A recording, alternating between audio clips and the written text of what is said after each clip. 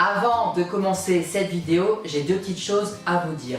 Tout d'abord, bien que je l'ai dit des centaines de fois, je suis comme tout youtubeur, je pense, enfin je l'espère, je n'oblige personne à regarder mes vidéos. Je ne pense pas que vous ayez le couteau sous la gorge pour regarder ce que je fais. Je vous dis ça parce que quand j'entends des personnes qui me disent soit qu'elles n'aiment pas ma personne ou alors qu'elles n'aiment pas mes vidéos mais qu'elles les regardent toutes, je me dis qu'il y a un vrai problème. Vous savez, j'ai toujours été honnête avec vous puisqu'à chaque fois je mets un titre qui correspond à la vidéo. Donc si mon contenu n'a aucun intérêt, eh bien ne regardez pas tout simplement. De toute façon, je sais très bien que quoi que je dise, ces personnes continueront de regarder toutes mes vidéos puisqu'elles ont du mal à m'oublier. Mais j'ai envie de vous dire, rien n'est impossible et je sais que vous pouvez le faire.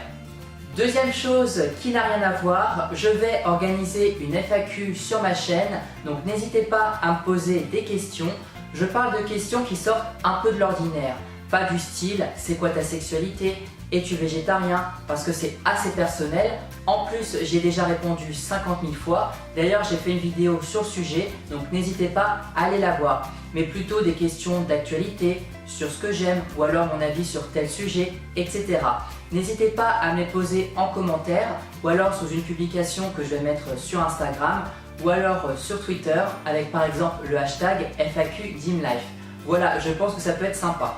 Hola les DimLifers, j'espère que vous allez bien. Moi écoutez, je suis très content de vous retrouver. Aujourd'hui, on se retrouve pour une nouvelle vidéo Harry Potter, car comme vous le savez, je suis fan de l'univers de J.K. Rowling. Ça fait super longtemps que je ne vous ai pas fait de vidéo sur ce sujet et je sais que parmi vous, il y a des personnes qui aiment aussi.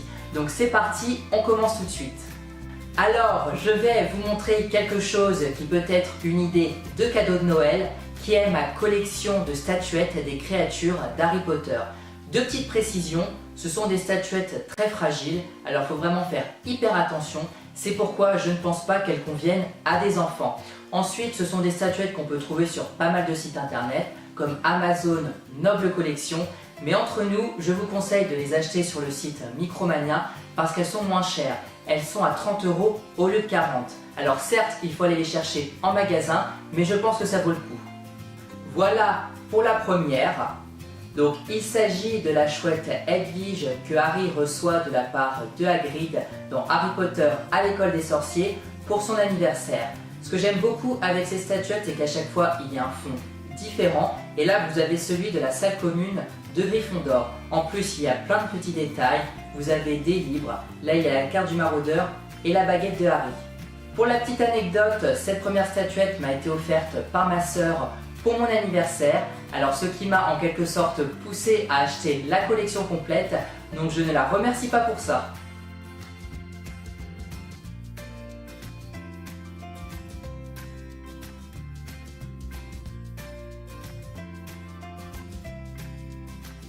Pour la deuxième, il s'agit de Dobby, l'elfe de maison qui apparaît dans Harry Potter et la Chambre des Secrets, qui va aider Harry et qui finalement va connaître un destin tragique.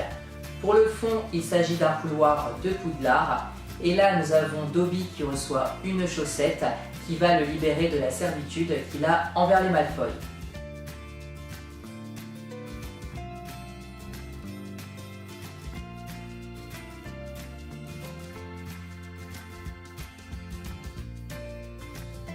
Pour la troisième statuette, il s'agit d'un serpent géant, plus connu sous le nom de Basilic, qui apparaît dans Harry Potter et la Chambre des Secrets.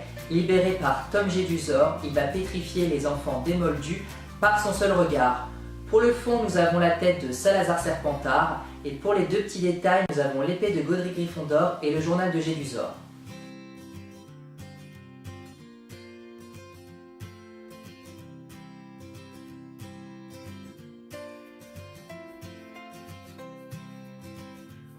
Là, nous avons un dragon, il s'agit du Maguire à pointe qui apparaît dans Harry Potter et la Coupe de Feu pour la première tâche du tournoi des trois sorciers et il va donner du fil à retordre à Harry.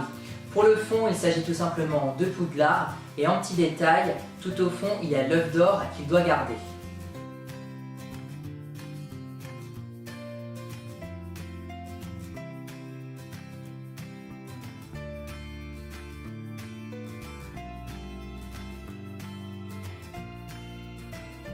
Quatrième créature, nous avons encore un dragon. Il s'agit du Panzer ukrainien qui apparaît dans Harry Potter et les Reliques de la Mort deuxième partie et est utilisé pour garder les coffres forts à la banque Gringotts. Alors en fond, on a tout simplement la banque Gringotts et on peut constater qu'il est au-dessus de 2 pièces d'or. Il doit sûrement s'agir de galions et cette scène elle fait penser un peu au dragon Smaug dans Le Hobbit.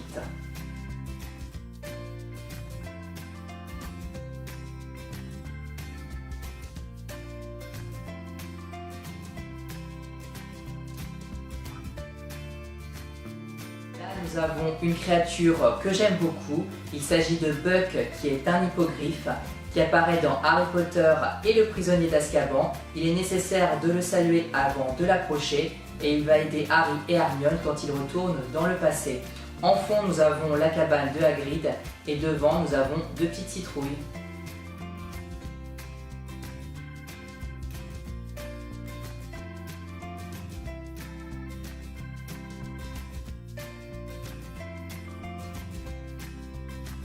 Nous avons l'une des créatures les plus terrifiantes du monde des sorciers, le Détraqueur, qui apparaît dans Harry Potter et le prisonnier d'Azkaban, Harry Potter et l'Ordre du Phénix et Harry Potter et les Reliques de la Mort, première et deuxième partie. Donc il aspire l'âme des sorciers pour ne faire ressentir que la souffrance et le désespoir. Donc dans le fond nous avons la pleine lune et nous avons Poudlard en relief.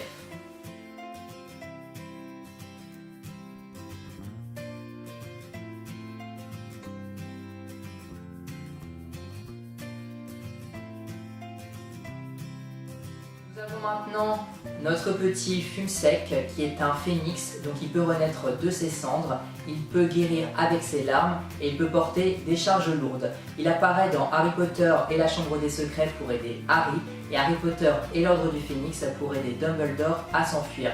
Donc pour le fond, il s'agit du bureau de Dumbledore et en petit détail, nous avons une boule de cristal, un livre et une loupe.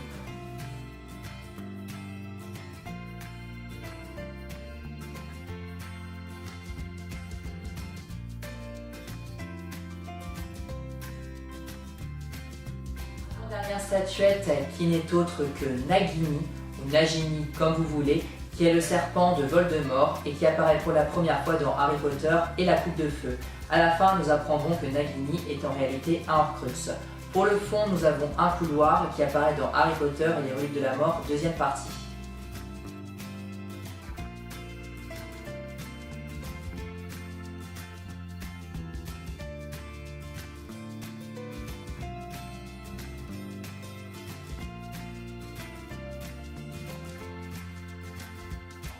Pour l'ultime statuette, nous avons un gobelin qui apparaît dans Harry Potter à l'école des sorciers quand Harry et Hagrid se rendent à la banque Gringotts pour aller chercher de l'argent et la pierre philosophale. Donc pour le fond, nous avons la banque et nous avons plein de petits détails comme devant des sacs remplis de pièces d'or, une estrade, un livre ou une plume.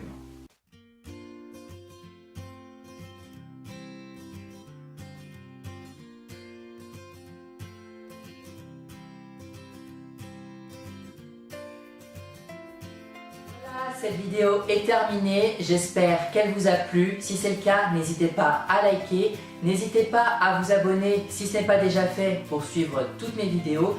Et aussi, n'oubliez pas les questions pour la FAQ. Sur ce, je vous dis à bientôt, je vous fais plein de bisous et prenez soin de vous.